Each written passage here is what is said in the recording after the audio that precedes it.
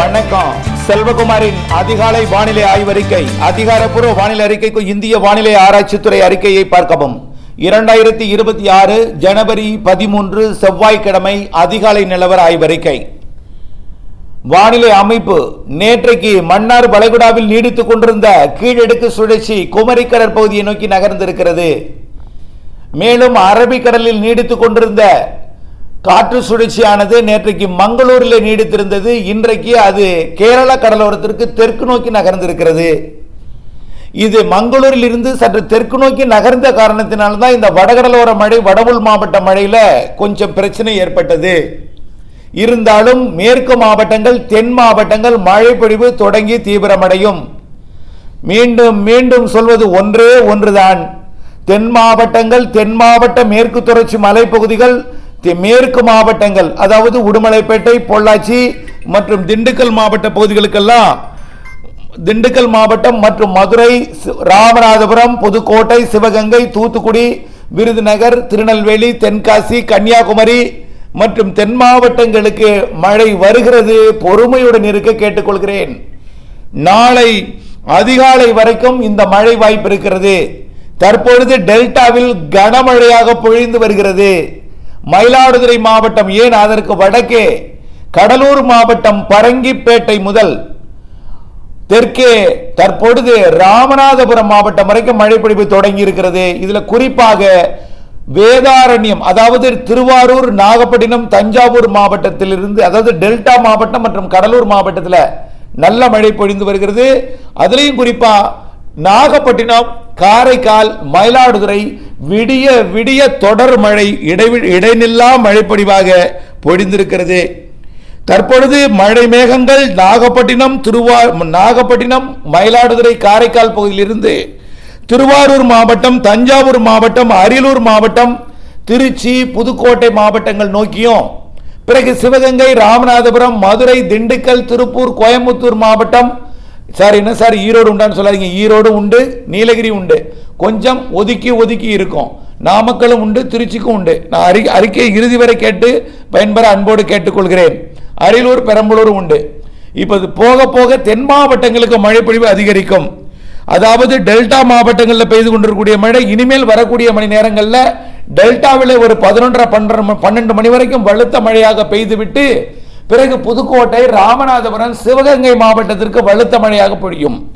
பிறகு மதுரை மாவட்டம் மற்றும் தேனி, திண்டுக்கல் மாவட்டத்தின் கொடைக்கானல் மலைப்பகுதி, திண்டுக்கல் மாவட்டத்தின் தெற்கு பகுதி, உடுமலைப்பேட்டை, பொள்ளாச்சி உள்ளிட்ட தெற்கு பகுதி, வால்பாறை உள்ளிட்ட பகுதி, தேனி மாவட்ட பகுதி, விருதுநகர் மாவட்ட பகுதி, தூத்துக்குடி, திருநெல்வேலி மாவட்டம், ராதாபுரம் பகுதி உட்பட, பிறகு அதைவிட கூடுதலாக மேற்கு தொடர்ச்சி மலை, கன்னியாகுமரி மாவட்ட, திருநெல்வேலி மாவட்ட எல்லை பகுதியில் இருக்கக்கூடிய நாலுமூக்கு ஊத்து, காக்காட்சி போன்ற பகுதிகள் மற்றும் திருநெல்வேலி, தென்காசி மாவட்ட மேற்கு தொடர்ச்சி மலை பகுதிகள், விருதுநகர் மாவட்ட மேற்கு பகுதி உட்பட, மத்திய பகுதி, கிழக்கு பகுதி உட்பட, மதுரை மாவட்டம் மேற்கு பகுதி மற்றும் தேனி மாவட்டம் உட்பட நல்ல மழை பொழிவு இன்றைக்கு காத்திருக்கு. நாளை அதிகாலை வரை தென் மாவட்டங்களுக்கு மழை இருக்கு. தற்பொழுது டெல்டாவில் பெய்து கொண்டிருக்கக்கூடிய மழை பொழிவை பார்த்தீங்கன்னா நேற்றைக்கு வரைக்கும் தோப்புத்துறையில் நேற்று 12 மணி வரைக்கும், நான் இது 4:30 மணிக்கு பதிவு செய்யப்படும் அறிக்கை, நான் எடுத்தது 12:30 மணிக்கு, 2:30 மணிக்கு எடுத்தேன் 12:30 மணி அறிக்கையை. அப்போ பார்த்தீங்கன்னா தோப்புத்துறை 79 மில்லிமீட்டரும், செட்டிப்புலம் அதாவது கரியாப்பட்டினம் 78 மில்லிமீட்டரும், 4 வேதபதி 65 மில்லிமீட்டர், அதாவது புஷ்பவனம் 4 வேதபதி, பெரிய குத்தகை 65 மில்லிமீட்டர், திருவாரூர் மாவட்டம் வலிவலம் அதாவது திருக்கோவளைக்கு வடக்கே இருக்கக்கூடிய வலிவலத்தில் 65 மில்லிமீட்டர், மேலும் தகட்டூர் 56 மில்லிமீட்டர் நேற்று இரவு வரைக்கும். இப்போ காலையில் 3 சென்டிமீட்டர் பெய்திருக்கிறது. அதிகாலையில் திருத்துறைப்பூண்டி, அதாவது 12 மணிக்கு அப்புறம் பெய்திருக்கு. திருத்துறைப்பூண்டி 38 தான். அதுக்கப்புறம் மழை வந்து இப்போ பெய்ய போகிறது இன்றைக்கு அதிகாலை காலையில். மேலும் பிரிஞ்சு மூளை 46 மில்லிமீட்டர், தில்லை விளாகம் கொஞ்சம் கம்மியாக இருந்தாலும் வந்துட்டே இருக்கு. இப்போ 25 மில்லிமீட்டர் தான் நேற்று இரவு வரைக்கும். உதயமார்த்தாண்டபுரம் 22 மில்லிமீட்டர் தான் இப்போ வந்துட்டு இருக்கு. இனிமேல் பெய்யக்கூடிய மழை டெல்டாவில் மயிலாடுதுறையை விட காரைக்கால் கூடுதலாக இருக்கும், காரைக்காலை விட நாகப்பட்டினம் கூடுதலாக இருக்கும், திருவாரூர் வடக்கை விட திருவாரூர் மத்திய பகுதி கூடுதலாக இருக்கும், மத்திய பகுதியை விட தெற்கு பகுதி கூடுதலாக இருக்கும். தஞ்சாவூர் மாவட்டம் அரியலூர் எல்லையோரத்தை விட அதுக்கு தெற்கே கூடுதலாக இருக்கும், அதை விட மத்திய தெற்கு தஞ்சாவூர் கூடுதலாக இருக்கும். அதை விட கூடுதல் ஒரத்தநாடு, அதை விட கூடுதல் அதிராமப்பட்டினம், அதை விட கூடுதல் பேராவூரணி பகுதி, புதுக்கோட்டை மாவட்ட எல்லையோர பகுதி, மணமேல்குடியை ஒட்டிய பகுதியெல்லாம் நல்ல மழைப்பொழிவு இன்றைக்கு காத்திருக்கு. இன்றைக்கு காலைக்கு பிறகு நேற்றைக்கு மயிலாடுதுறை மாவட்ட மழைப்பொழிவு பார்த்தீங்கன்னா தரங்கம்பாடி 67 மில்லிமீட்டர், நெடுவாசல் 74, அதாவது பொறையாறு மற்றும் தரங்கம்பாடி இடைப்பட்ட பகுதியில் இருக்கக்கூடிய நெடுவாசல் 74 மில்லிமீட்டர், மருதம்பள்ளம் 99 மில்லிமீட்டர். இதெல்லாம் 12:30 மணி வரைக்கும் இன்னைக்கு காலையில் அதிகாலையில் பொழிந்து கொண்டிருக்கு. அதிகாலையில் நல்லா பொழிந்து கொண்டிருக்கு. திருவன்காடு 107 மில்லிமீட்டர் பெய்திருக்கிறது. Sirkazhi 69 millimetre, Mayiladuthurai 67 millimetre. மேலும் பார்த்தீங்கன்னா உள்ள போய் கோத்தகிரி வரைக்கும் பெஞ்சிருக்கு. கோத்தகிரியில் 22 மில்லிமீட்டர், திருச்சி மாவட்டம் வடக்கு பகுதியில் இருக்கக்கூடிய உப்பயபுரம் 20 மில்லிமீட்டர், ஜெயங்கொண்டத்திலேயே 40 மில்லிமீட்டர் பெய்திருக்கு.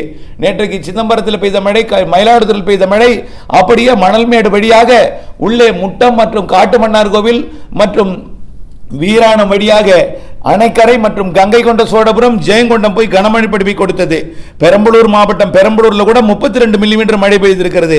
ஏன் திண்டுக்கல் மாவட்டம் சிறுமலை, அதாவது மதுரை மாவட்டம் வடக்கு மதுரை ஒட்டி உள்ள திண்டுக்கல் மாவட்டம் நத்தத்திற்கும் மதுரைக்கு இடைப்பட்டுள்ள மதுரை மாவட்டம் எல்லையில் இருக்கக்கூடிய சிறுமலையில் 20 மில்லிமீட்டர் மழை பொழிந்திருக்கிறது. ஆகவே இப்படிப்பட்ட மழைப்பொழிவு நேற்றே கிடைத்திருக்குன்னா இன்னைக்கு இன்னும் கொஞ்சம் தீவிரங்க தென் மாவட்டங்களுக்கு, தென் மாவட்ட கடலோர பகுதிகளுக்கும், தென் மாவட்ட மேற்கு தொடர்ச்சி மலைக்கும், தென் மாவட்ட உள்பகுதிகளுக்கும், மேற்கு மாவட்டத்தின் தெற்கு பகுதிக்கும், அதாவது திண்டுக்கல் தெற்கு, திருப்பூர் தெற்கு, கோயம்புத்தூர் தெற்கு நல்ல மழை இருக்கு. அதே போல மதுரை, சிவகங்கை, ராமநாதபுரம், புதுக்கோட்டைக்கு இனிமேல் இருக்கு. டெல்டா மழை 11:30 மணி வரைக்கும் வலுத்து இருக்கும். 3:30 மணி வரைக்கும் டெல்டாவிற்கு மழை இருக்கு. 4-5 மணி வரைக்கும் தூறல் இருக்கு. அதுக்கப்புறம் முற்றிலுமாக விலகிவிடும் டெல்டா மழை. அதுக்கப்புறம் தென் மாவட்டங்களுக்கும் மேற்கு மாவட்டங்களுக்கும் கொடுத்துட்டே இருக்கும். நாளை அதிகாலை மேற்கு மாவட்டங்களில் விளையும். விலகினாலும் நாளை பகல்ல இந்த கேரள எல்லையோரத்தில், கன்னியாகுமரி மாவட்ட கேரள எல்லையோரம் மற்றும் திருநெல்வேலி தென்காசி மாவட்ட கேரள எல்லையோரத்தில் மட்டும் கொஞ்சம் மழை இருக்கும். நாளையோட அந்த மழையை நிறைவடைந்துடும். டெல்டா மழை இன்று மாலையுடன் நிறைவடைகிறது. இந்த சுற்றின் மழை சார் என்னாச்சு சார்? கோயம்புத்தூர் மாவட்ட வடக்கு பகுதிக்கு, திருப்பூர் வடக்கு என்னாச்சு, தாராபுரம் என்னாச்சு, மற்றும் வடக்கு பகுதியாக கரூர் மாவட்டம் கரூர் என்னாச்சு, திருச்சி என்னாச்சுன்னு கேட்டிருக்கீங்க. புதுக்கோட்டை உள் கந்தர்வ கோட்டை என்ன எல்லாம் கேட்டிருக்கீங்க. இங்கேயும் மழை உண்டு. அதாவது ஈரோடு, நீலகிரி, சேலம், நாமக்கல், பெரம்பலூர், அரியலூர், மயிலாடுதுறை, அப்படியே டெல்டாவின் வடக்கு பகுதி, திருச்சி வடக்கு பகுதி, அரியலூர், பெரம்பலூர் உட்பட இதுக்கு தெற்கே மழை இருக்கும். இன்றைக்கு படிப்படியாக தெற்கே கூடுதல் என்பதற்காக நல்ல மழை இருக்குங்கிறத முன்னே சொல்லியிருக்கிறேன். பின் இந்த வடக்கு பகுதியாகிய இந்த கரூர், நாமக்கல், சேலம் இந்த பகுதியெல்லாம் ஒதுக்கி ஒதுக்கி ஒதுக்கி ஒதுக்கி ஆங்காங்கே மழைப்பொழிவை கொடுக்கும். எங்கே எவ்வளவு பெய்தாலும் இன்றைக்கு இரவோட, நாளை அதிகாலையோட தென் மாவட்டங்களுக்கும் டெல்டாவிற்கு இன்றைக்கு மாலையோடையும் உள்ளே தெற்கு உள்ளே நாளை அதிகாலைக்குள்ளேயும் நிறைவடைந்துடும். நாளை காலையில் கொஞ்சம் கேரள எல்லையோரத்தில் பெய்தாலும் அதுவும் நிறைவடைஞ்சிடும். போகி பண்டிகை அன்றைக்கு நீங்கள் இல்லங்களை சுத்தம் செய்கிறது, உலர்த்துறது எல்லா பணியும் நாளைக்கு செய்யலாம். பொங்கல் வியாபாரம், பொங்கல் போன்ற பணிகளுக்கெல்லாம் நீங்கள் நாளை வியாபாரம் செய்யலாம். அதுக்கான என்ன தொடர்ந்து மழை பெய்யுது, பொங்கலுக்கு நான் கொள்முதல் செய்து வியாபாரம் செய்ய முடியாது என்கின்ற மன வருத்தம் இருக்கலாம். கண்டிப்பாக போகி பண்டிகை அன்னைக்கு நல்ல வியாபாரம் பண்ணலாம். பொங்கல் அன்னைக்கு வியாபாரம் பண்ணலாம். பொங்கலுக்கு, மாட்டு பொங்கலுக்கெல்லாம் நல்ல வியாபாரம் பண்ணலாம். ஆனால் அதிகால குளிர் என்பது விலகாது. குளிர் என்பது விலகாது. காரணம், நிலநடுக்கோட்டு இந்திய பெருங்கடல்ல சோமாலி அருகே ஒரு காற்றழுத்த தாழ்வு பகுதி இருக்கு. அந்த தாழ்வு பகுதி மண்டலமாகி அப்படியே போற காரணத்தினால தென் மேற்கு நோக்கி நகர இருக்கிற காரணத்தினால வட இந்திய குளிரலையை அது வடகிழக்கு மாநிலங்கள் வழியாக, வங்க கடலோரம் வழியாக, வங்க கடல் வழியாகவும், தமிழ்நாட்டின் வங்கக்கடலோரம் வழியாக தெற்கு நோக்கி ஈர்க்கிற காரணத்தினால பொங்கல் நாளிலும் குளிர் இருக்கும். ஆனால் கடந்த சில நாட்களாக இருந்தது போல் வாட்டி வதைக்காது. மூடு பனி இருக்கும், நடுக்கும் குளிர் இருக்காது. மூடு பனி இருக்கும், பனிப்பொழிவு இருக்கும், டெம்பரேச்சர்லாம் குறைஞ்சிருக்கும். நடுக்கும் குளிர் இல்லாமல் மூடு பனியாக மாறும், பனிப்பொழிவாக மாறும். பொங்கல், மாட்டு பொங்கல், காணும் பொங்கல் தினத்தில் எல்லாம். இதுக்கு அடுத்தபடியாக பார்த்தீங்கன்னா மூடு பனி பெரும்பாலும் வட கடலோரம், வடவுள் பகுதிகளில் தான் மூடு பனி அதிகமாக இருக்கும். ஏன்னா அங்கிருந்து வரக்கூடிய காற்று நுழையும் இடம், இரு காற்று இணைவு மழை மேகங்களை உண்டு பண்ணாமல் மழையாக மாற வேண்டியது மேகமாக மாற வேண்டியது பனியாக பொழிய போகிறது. வரக்கூடிய இந்த பொங்கல் நாளிலே, பெரும் பொங்கலுக்கு பிறகு உள்ள சில நாட்கள், அதாவது திருவள்ளூர், சென்னை, செங்கல்பட்டு, காஞ்சிபுரம், மற்றும் திருப்பத்தூர், வேலூர், ராணிப்பேட்டை, திருவண்ணாமலை, கள்ளக்குறிச்சி, விழுப்புரம் போன்ற மாவட்டங்களுக்கும் கடலூருக்கெல்லாம் மூடுபனி அதிகமாக இருக்கும். அனைத்து மாவட்டங்களுக்கும் பனிப்பொழிவு இருக்கும். நீலகிரி, கொடைக்கானல்லாம் பனிப்பொழிவு இருக்கும். ஆனால் உறைபனி வாய்ப்பில்லை. உறைபனி அச்சம் வேண்டாம். ஏனென்றால் இது மூடுபனியாக இருக்கும், உறையாது. காற்றோட அந்த குளிர் காற்று இருக்கிறதுனால உறையாது. காற்று இல்லாமல் நிசப்தமாக இருந்தால் தான் உறையும். இது உறைபனியாக மாறாது, குளிர்காற்று இருக்கும், குளிராக இருக்கும். சரி, அடுத்த மழை எப்போ அப்படின்னு பார்த்தீங்கன்னா, சார் ஏற்கனவே மழை சொல்லிட்டீங்க, எங்களுக்கு பெய்யவே இல்லை சார், போதுங்க சார், உங்க வானிலை அறிக்கையை நிறுத்துங்க சார் அப்படின்னு பாதி பேர்.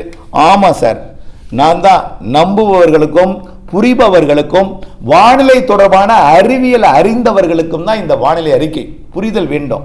நல்லா புரிஞ்சுக்கிங்க. இமயமலையில் ஒவ்வொரு வாரத்தையும் வாய்ப்புன்னு தான் போயிட்டு இருக்கோம். அந்த வாய்ப்புங்கிறதுக்கு எவ்வளோ அர்த்தம் இருக்கு, ஆங்காங்கிறதுக்கு எவ்வளோ அர்த்தம் இருக்கு, ஒதுக்கிங்கிறதுக்கு எவ்வளோ அர்த்தம் இருக்கு, நன்றாக புரிந்து நீங்கள் செயல்பட வேண்டும். ஆகவே இமயமலைக்கு வரக்கூடிய 19ஆம் தேதியிலிருந்து மேற்கத்திய இடையூறு வரப்போகுது. அப்படி வந்தா என்ன செய்யும்னா, வட இந்திய குளிரலையை கட் பண்ணும். புரியுதுங்களா? அப்போ 19ஆம் தேதிக்கு மேல வட இந்திய குளிரலை கட் ஆகும். எத்தனாம் தேதி வரைக்கும்? 28ஆம் தேதி வரைக்கும் வடக்கிருந்து வரக்கூடிய குளிரலை கொஞ்சம் கொஞ்சமா கட் ஆகி 22, 23, ஜனவரி 22, ஜனவரி 23, ஜனவரி 24, 25, 26 வரைக்கும் அந்த மேற்கத்திய இடையூறு இமயமலை வந்து டெல்லி வரைக்கும் மழை பொழிவை கொடுக்கும்னு எதிர்பார்க்கப்படுகிறது. எங்கிருந்து வருது? ஜிப்ரால்டர் நீர்வீழ்ச்சி, அதாவது ஜிப்ரால்டர் நீர் சந்திலிருந்து மத்திய தரைக்கடல் வழியா அப்படியே காஸ்பியன் கடலோட தெற்கு பகுதி ஈரான் வழியா இமயமலைக்கு வரப்போகிற அந்த நிகழ்வு காரணமா வட இந்திய குளிரலை கட்டாகும். அப்ப என்ன ஆகும்? கிழக்கிலிருந்து வரக்கூடிய நிகழ்வு ஏறி வரும். குளிரலை இடையூறு கொடுக்கறதுனால தானே, எதிர்ப்பின் காரணமாக தான் முடியல. அப்ப என்ன ஆகும்னா, வரக்கூடிய 20ஆம் தேதிக்கு மேல சிஸ்டம் ஏறி வரும். ஏறி வரும் பொழுது தமிழ்நாட்டின் திருவள்ளூர் வரைக்கும் மழை தெரியுது. சார் என்ன சார், ஏற்கனவே அப்படிதான் சொன்னீங்க, தெற்காந்திரா குறைன்னு சொன்னீங்க, கர்நாடகா குறைன்னு சொன்னீங்க. இப்ப என்னன்னா, ரெண்டு, அதாவது சிஸ்டம் வங்கக்கடல்ல இருக்கும், அதுதான் கிழக்கு காற்றை கொண்டுட்டு தரைக்கு இங்க வரும். அதாவது கிழக்கு காற்றை கொண்டு வந்து மேற்கு நோக்கி நகரும். வட இந்திய நிலப்பகுதியை தாண்டி இமயமலையை ஒட்டி இமயமலையில மேற்கத்திய இடையூறு வந்து அது ஒரு காற்றழுத்த தாழ்வு மண்டலம். அது உங்களுக்கு புரிதல் வேணும்னா ஒரு பனி புயல்னு வச்சுக்கலாம், அப்படி வச்சுக்கலாம். அது இமயமலையில் இருக்கும், அதுக்கு பனியை கட்டுப்படுத்தி வச்சிருக்கோம். கிழக்கேந்து வர்றது அது கட்டுப்படுத்தி இருக்கிறதுனால ஏறும் காற்று கிழக்கு காற்றை நன்றாக ஏற்றும் பொழுது அந்த பனிப்புயல் இருக்கு பார்த்தீங்களா, அந்த மேற்கத்திய இடையூறு சொல்ல பார்த்தீங்களா, புரிதலுக்காக தான் பனிப்புயல் சொல்றோம். அது வெஸ்டர்ன் டிஸ்டர்பன்ஸ். அது என்ன செய்யும்? இந்த கிழக்கு காற்றை தமிழ்நாடு ஊடாக, கர்நாடகா வழியாக, தமிழ்நாடு ஊடாக ஆந்திர பிரதேசம், தெலுங்கானா, கர்நாடகா வழியா, மத்திய பிரதேசம், மகாராஷ்டிரா வழியா வடக்கு நோக்கி இந்த கிழக்கு காற்றை ஈர்க்கும் பொழுது ஈர்ப்பதற்கு வாய்ப்பு இருக்கு. படத்தில் போட்டிருக்கு, அதை பாருங்க, சில வீடியோக்கள் இருக்கும். அதில் ஈர்க்கும் போது என்ன ஆகுனா, தமிழ்நாட்டிலிருந்து உள்ள நுழையக்கூடிய நீராவி காற்று கர்நாடகா, ஆந்திர பிரதேசம், தெலுங்கானாவுக்கு போய் மழை பொழிவை கொடுப்பதற்கு வாய்ப்பு இருக்கு. அப்ப தமிழ்நாட்டுக்கும் வடகடலோரத்துக்கும் வாய்ப்பு தெரியுது. சரி சார், அப்போ இது உண்மையா சார், நடக்குமா சார்? நடக்கும்னு எதிர்பார்க்கப்படுகிறது. ஏன்னா இது வலுவாக இருக்கும் பட்சத்தில் அங்கே இருக்குமா? சரி ரைட்டு, இந்திய பெருங்கடலுக்கு அந்த கிழக்கு காற்றை கொண்டுட்டு வருது பார்த்தீங்களா, அந்தமான் பகுதியிலிருந்து, அது நேரம் இலங்கை கிட்ட வரும்பொழுது இந்த சிஸ்டம் தீவிரமா இருந்து வச்சுங்களேன், அப்ப என்ன செய்யும்? வடக்கு போறதை விடாது, வா வா வான்னு கிழக்கிருந்து வர்றது தமிழ்நாட்டுக்குள்ள ஏத்தி தெற்கு நோக்கி இழுத்துரும். புரியுதுங்களா? அப்போ இலங்கைக்கு தெற்கே அமைய போகிற அந்த லோ பிரஷர் ஏரியா வலுவாக இருந்தால் இமயமலை நோக்கி போக விடாமல் தெற்கு நோக்கி ஈர்க்கும். அப்படி இருந்தால் தென் மாவட்டங்களுக்கும், தென் மாவட்ட மேற்கு தொடர்ச்சி மலைக்கும், மேற்கு மாவட்டங்களுக்கும், டெல்டாவிற்கும், உள் மாவட்டங்களுக்கும் நல்ல மழை தரும். இது இமயமலை சிஸ்டத்தை, இந்த வங்கக்கடல்ல கிழக்கு காற்றை கொண்டு வரக்கூடிய சிஸ்டத்தை விட சிஸ்டம் வீக்கா இருந்து கிழக்கு காற்றை மட்டும் கொண்டு வந்துச்சுன்னா இமயமலை சிஸ்டம் ஈர்க்கும். அப்போ கிழக்கு காற்று வடக்கு நோக்கி பயணித்தால் கர்நாடக எல்லையோர, ஆந்திர எல்லையோர, கர்நாடகா ஆந்திராவிற்கும், தமிழ்நாட்டின் சென்னை உள்ளிட்ட பகுதிகளுக்கும் மழை இருக்கும். அப்ப ரெண்டு வாய்ப்பு. சென்னை டெல்டாவுக்கு கண்டிப்பா மழை உண்டு, எந்த வாய்ப்பாக இருந்தாலும் டெல்டா மழை உண்டு. ஆகவே இது டெல்டா ரெண்டுக்கும் இடையில இருக்கு. டெல்டா தென் மாவட்டமா, டெல்டா வட மாவட்டமா, அதுதான் பிரச்சனை. டெல்டா வட மாவட்டம்னா வட உள் மாவட்டங்களுக்கு உண்டு, டெல்டா தென் மாவட்டங்கள்னா மேற்கு தொடர்ச்சி மலை மாவட்டங்களுக்கும் உண்டு.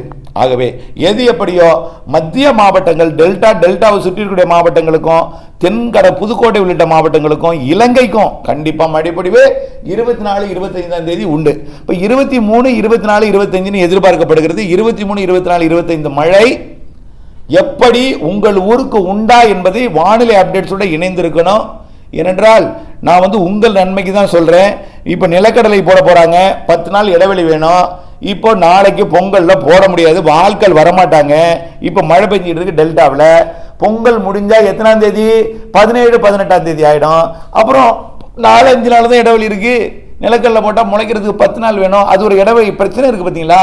அதனால அப்டேட்ஸோட இணைந்திருக்கவும், அறுவடை மக்காச்சோள அறுவடை போன்றவையெல்லாம் இணைந்திருக்கவும், வெங்காயம் போன்ற அறுவடைக்கெல்லாம் இணைந்திருக்கும் கேட்டுக்கொள்கிறேன். ஆனால் இன்னைக்கு முடிஞ்சு போச்சுன்னா அடுத்த மழை 23ஆம் தேதி தான். 23ஆம் தேதி தான். அது வரைக்கும் இடையில பனிப்பொழிவு. ஆக 13க்கு அப்புறம் 13க்கு அப்புறம் முடிஞ்சதுன்னா 23ஆம் தேதி மழை, இடையில பனிப்பொழிவு, குளிர்வானிலை. இணைந்தவர்கள் அப்டேட்ஸுடன் நன்றி.